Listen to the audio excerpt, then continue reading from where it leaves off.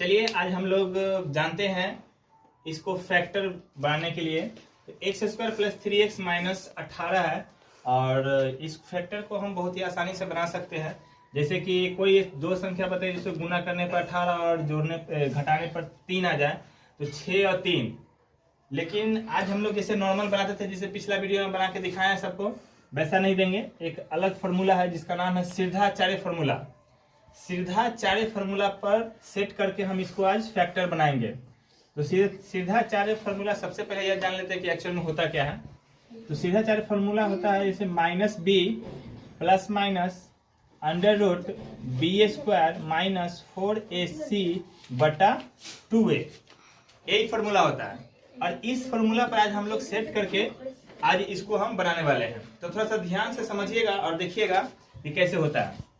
तो इन सब चीजों में अगर हम a, b और c का अगर मान हम लोग अगर जान जाते हैं तो क्या होता है कि इस पर सेट करके हम इसको बना सकते हैं। थोड़ा सा ध्यान से देखिएगा। जैसे a, b, c, तो इसमें से सबसे पहले हमको निकालना है कि a क्या होता है। तो a यानी x का गुणांक। तो ध्यान से देखो, x का गुणांक a यानी यहाँ पर कितना है 1 है, तो यहाँ 1 दे देंगे। उसके बाद b क्या है 3, मतलब 3x है, तो यहाँ पर इसको देखेंगे यानी b क्या है प्लस है, तो प्लस क्या है 3 है, तो प्लस लिखने का कोई बात नहीं है, 3 लिख सकते हैं। ठीक है, थोड़ा सही से लिख देते हैं 3। उसके बाद क्या है c बराबर क्या हो जाएगा 18 है। तो 18 क्या है, प्लस है कि माइनस है, तो प्लस माइनस यहाँ पर होगा माइनस, या देखिएगा माइनस 18। अब हमको मालूम चल गया कि a क्या है, b क्या है, c क्या है। जब a और b और c जब पता चल गया तो इस पर सेट करके हम इसको आसानी से सॉल्व कर सकते हैं। तो थोड़ा सा ध्यान से देखिएगा। जैसे माइनस b किए हैं तो इसको सॉल्व सेट करते हैं।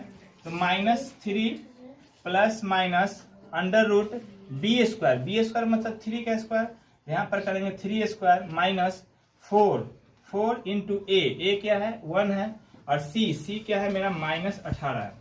अब बटा में कितना हो जाएगा 2 a है, तो a का मान कितना है 1, इतना दे दिए। अब इसके बाद क्या करेंगे -3 प्लस माइनस अंडर रूट 3 का स्क्वायर -4 इंटू -18 आया है।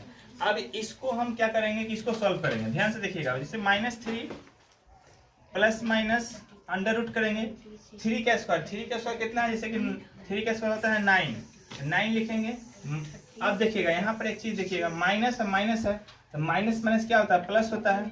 18 को 4 से गुना करेंगे, तो 18 को 4 से गुना करेंगे तो कितना होगा, तो 72 होगा। तो इस चीज को देखिएगा 72, अब बटा में कितना हो जाता है 2।